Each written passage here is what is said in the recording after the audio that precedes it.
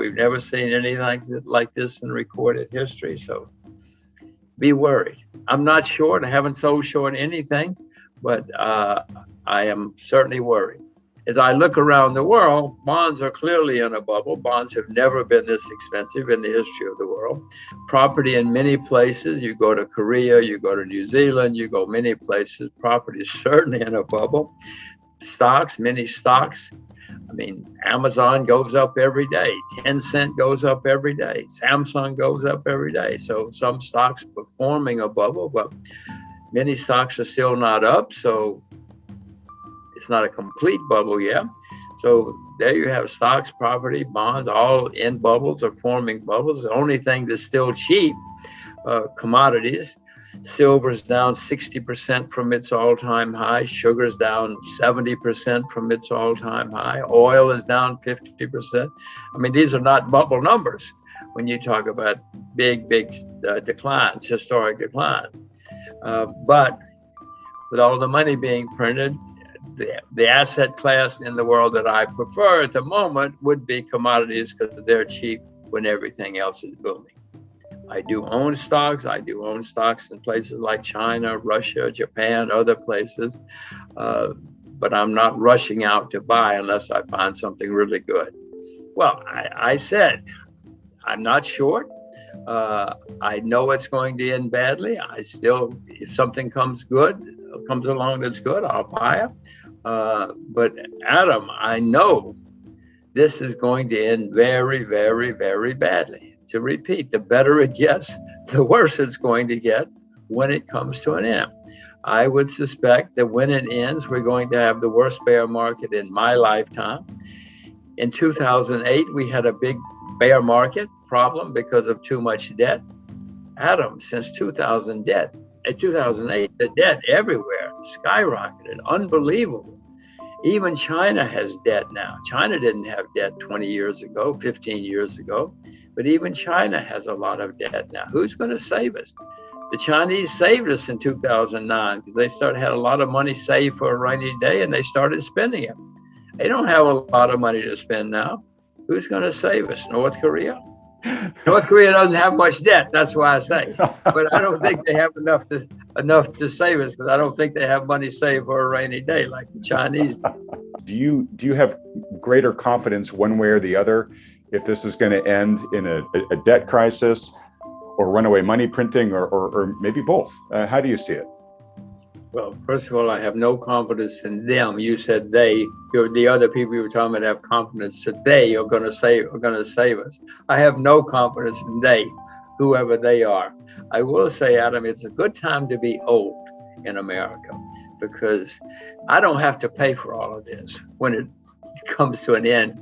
My children, oh my gosh, the problems my children are going to run into in their lifetimes because of what these clowns are doing now. So I say it's good to be old.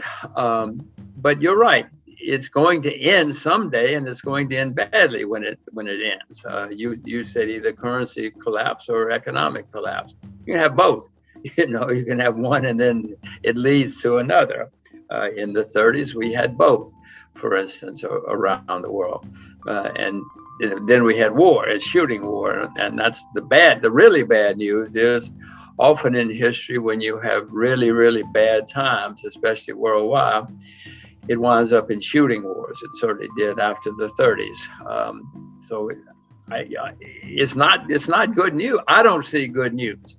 I repeat that in 2008 and 9, we had horrible problems with too much debt.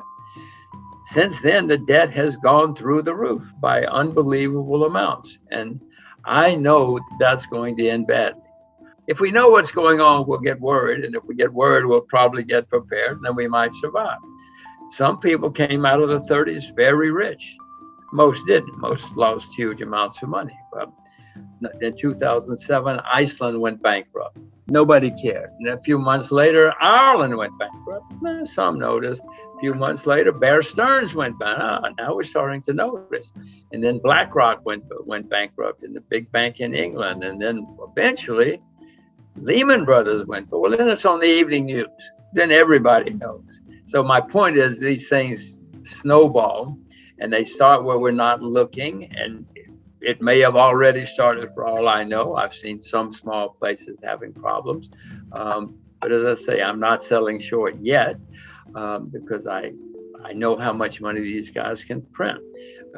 And what I would suspect is going to happen, Adam, is somewhere along the line, next month, stocks go down in lots of places.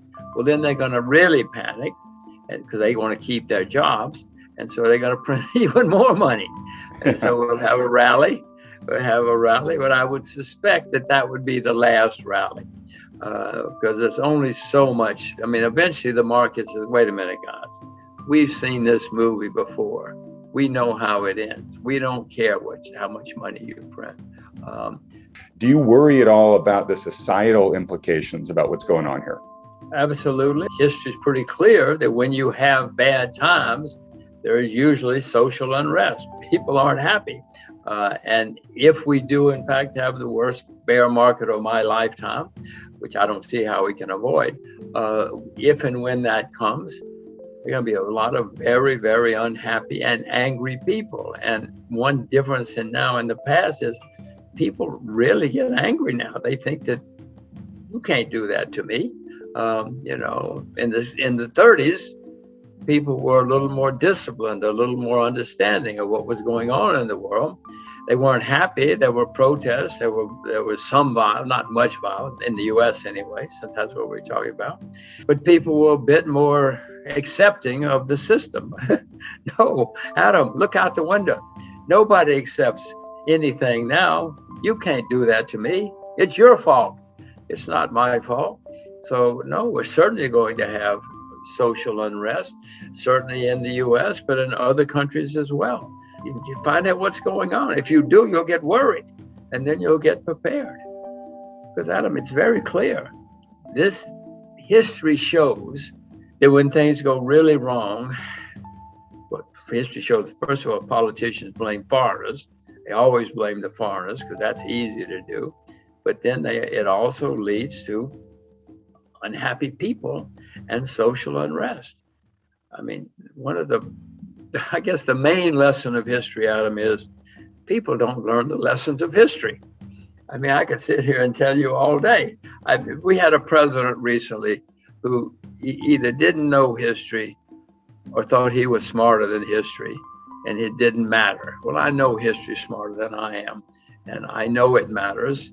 And I know it always goes that way, that people get very unhappy and they look for scapegoats, and then it's not good. They've already gotten into trillions, which you and I never could have conceived of. Most people could not have conceived of, but they don't want to stop. So I'm wondering what's after trillions. We're going to learn new languages, new vocabulary here in the next year or two if they keep going the way they're going.